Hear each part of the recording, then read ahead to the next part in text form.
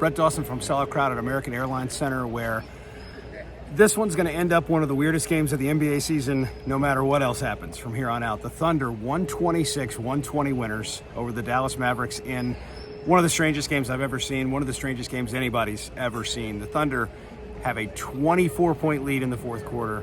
The Mavericks go on a 30-0 run. It's the first recorded 30-0 run in NBA history. Play-by-play stats only go back to 96-97, so it's not all the way back.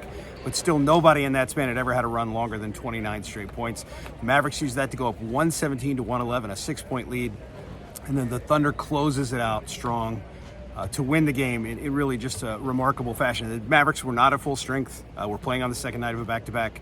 Luka Doncic was amazing, 36 points, 15 rebounds, 18 assists, spraying the ball all over to some open shooters who the Thunder were, in some cases, leaving open to try to protect against Luka, getting easy shots, easy looks at the basket. And in that stretch, the Mavericks couldn't miss. The Thunder were fouling and then setting to the free throw line. So many threes, a lot of free throws. And then offensively, everything just kind of unraveling for OKC. Couldn't make anything, attacking the rim and kind of throwing up some flailing shots. Threes that were falling earlier in the game just wouldn't fall. And the Mavericks had every bit of momentum. Didn't seem like OKC had much of a shot, down 6 after leading by 24. And, you know, interestingly, the players didn't really talk about that piece of it like it was a big deal. Mark Daigneault thought it was. Thought it took a lot of mental toughness to be down 6 with 3 to go in that way. It's not a big deficit in a normal game, and that's what Mark Daigneault said. It's just to be down under those circumstances.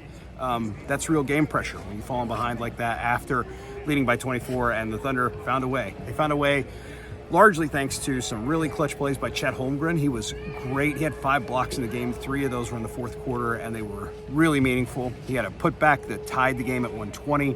That was followed by a Jalen Williams drive that put the Thunder up to stay 122-120. And then on Dallas's ensuing inbound, Shai Gilgeous-Alexander gets his 5th steal of the night, takes it the length of the floor for a layup, and the Thunder go up by 4. And that's really the story of the game. They won it on those 3 plays and with their defensive stops. Chet, not his best game, but 11 points, 11 rebounds, 5 blocks. Shai Gilgeous-Alexander aggressively double-teamed, only finished with 17 points, but he had those 5 steals. And when the offense wasn't going, it came from some different places, from Case and Wallace, from Jalen Williams, who not only had that go-ahead basket, but led the Thunder with 23 points.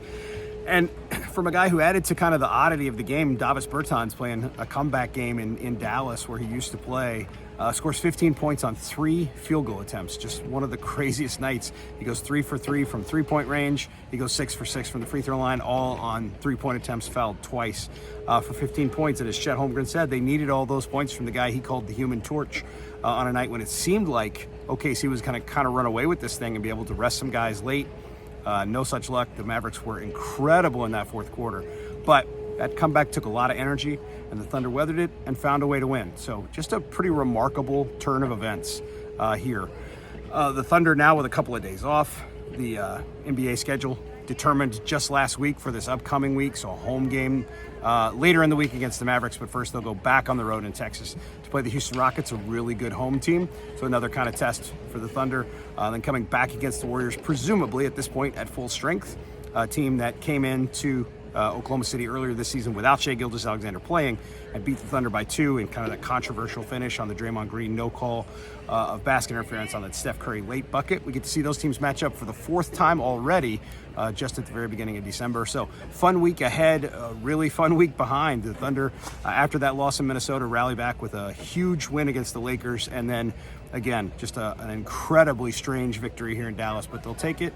They'll go home at 13-6, and we'll have a lot more on this game here on my YouTube page and at selloutcrowd.com, so make sure you check that out.